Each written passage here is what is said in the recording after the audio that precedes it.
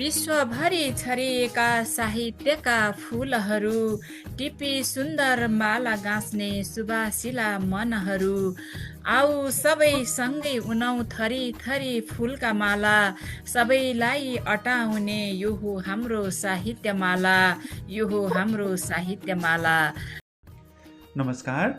आजको साहित्यमालाको पहिलो तथा विशेष प्रस्तुति हुनेछ स्रष्टा पार्क ओखलढुङ्गामा अवस्थित युग कवि सिद्धिचरण श्रेष्ठको शालिगबाट। आज हामी सुन्नेछौँ हृदय स्पर्शी श्लोक 82 वर्षीय आमा शारदा निरौलाको आफ्नै आवाजमा।